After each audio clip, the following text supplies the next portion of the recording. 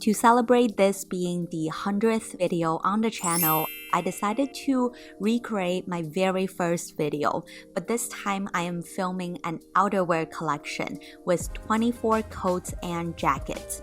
For all of these pieces, I will also be sharing with you one lesson that I learned from each piece along the years of my buying coat and jacket journey. To start off, I do have a pretty boring black coat. This one is from Canada Goose. The reason I got it several years ago was it was the coldest winter in New York and I really needed something functional. And that's the biggest lesson that I learned, is to really buy outerwear that suits the climate that you live in. Moving on to the Burberry Coat. This one is a classic piece. However, it's not really classic unless you actually wear it. I ended up not reaching towards this coat at all because I don't really have a dark wardrobe. I love lighter colors even in the colder months. So I did not get my wear out of this coat, and unfortunately I will be selling this coat. So classic is not classic for everybody unless you actually get the wear out of the piece. This Topshop coat, on the other hand, I absolutely love. Now from a glance, it looks like a trendy piece that may go out of style in a couple years time, but I have worn it so much over the past 3 years since I bought it. The reason being, I actually found the perfect coat shape for me.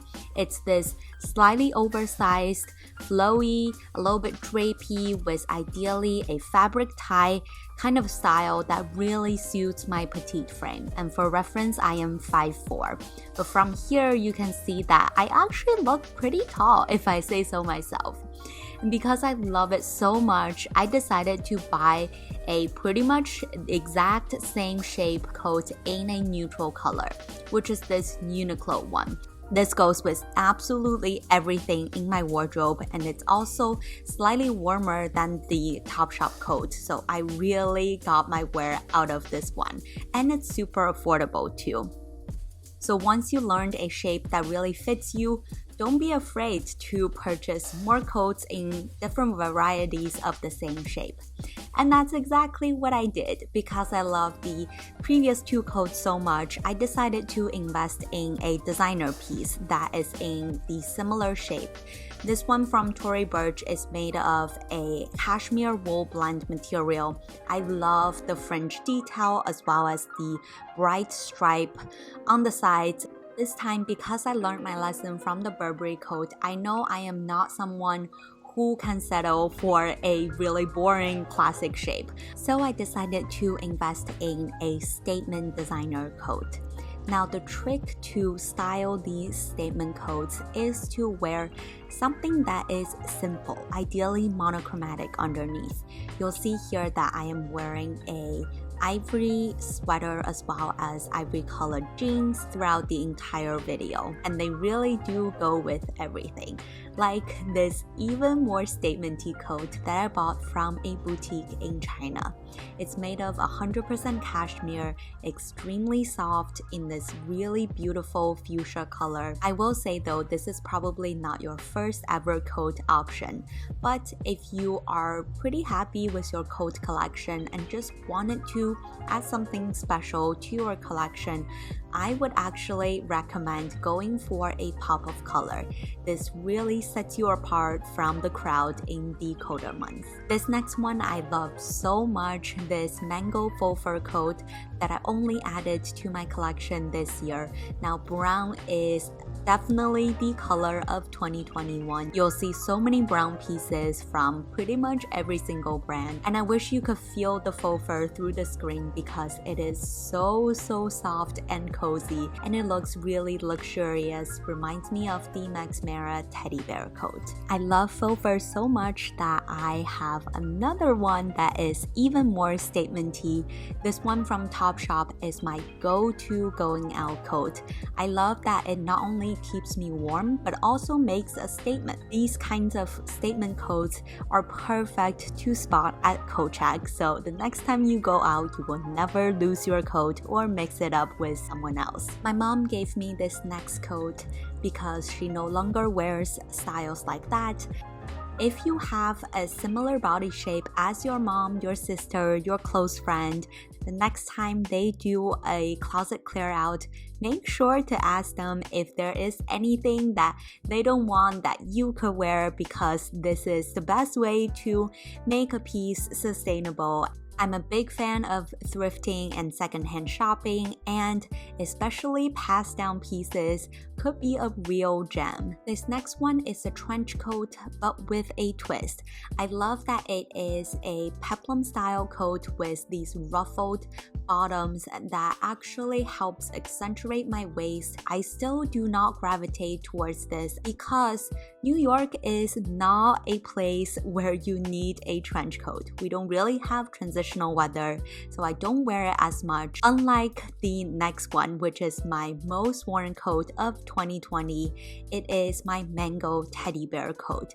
It is so soft. You can layer as many pieces as you want underneath. I don't even care if it doesn't flatter my body shape. I just love how cozy it makes me feel, and giant pockets turn out to be a huge plus. This next one is the pride and joy in my wardrobe. It is a vintage Max Mara coat that I bought for around $30. This is the benefits of thrifting. You not only find amazing pieces but also at great price. Same as the next one from Theory.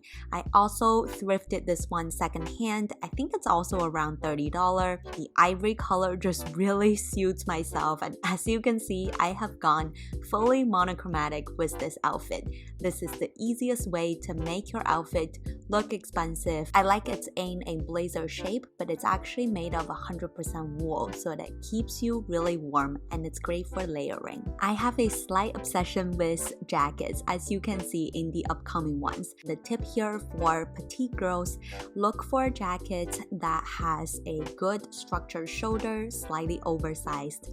Because I love it so much, I invested in a Tory Burch one.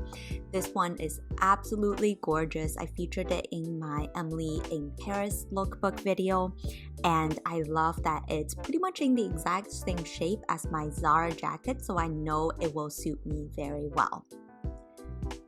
Moving on to another vintage piece. This one is, I'm pretty sure, many years old. I don't even recognize the brand. It looks like it's a French brand, and it looked pretty much brand new. So if it could stand the test of time over the past few decades, I am sure that it will last a long time in my wardrobe, and I love the pop of color. This next one from Oscar de la Renta is another pride and joy in my wardrobe, and yes, it's another vintage piece, probably around $30. I love the intricate design. It looks like it's made just for me, and it fits me pretty much perfectly. So if you find such a piece at vintage shops, do not pass it on. The next one is a oversized jacket from Ma & Bo. This one was kindly gifted by the brand, but I chose the large size because I want this to be super versatile. You can easily carry an oversized denim jacket into the colder month if you just size up a few sizes. This next one is a short puffer coat that I got from a boutique in China. If you're also petite like I am, I would highly recommend going for a shorter and ideally cropped puffer jacket instead of a long one, because this will naturally highlight where your waist is and make your legs look much longer. Love the caramel brown color. Another one that I got from China is this eyelash knit material jacket. Now it kind of feels like a cardigan, but it serves the function of a jacket because surprisingly the eyelash knit material is extremely windproof, so good to know for future purchases. I actually have a longer white eyelash knit coat that I forgot to film in this video, but I have featured in my previous styling videos before, and I love them both. This is my only real leather jacket in my collection that I don't wear. I fell in the trap again of finding something that I thought is a classic but doesn't really suit my style much. Even though it looks flattering on my body, I know I will not be wearing it, so it is, again, a waste of money for me. Now, instead of a leather jacket, I personally prefer a faux suede jacket like this one from H&M. I love it because it's in a lighter color, which I know I will wear a lot, and the material is softer, so it gives off a more elegant vibe, which is what I am going for. The next one is from Tory Burch. I love the rhinestone detail on the jacket. It really makes it stand out.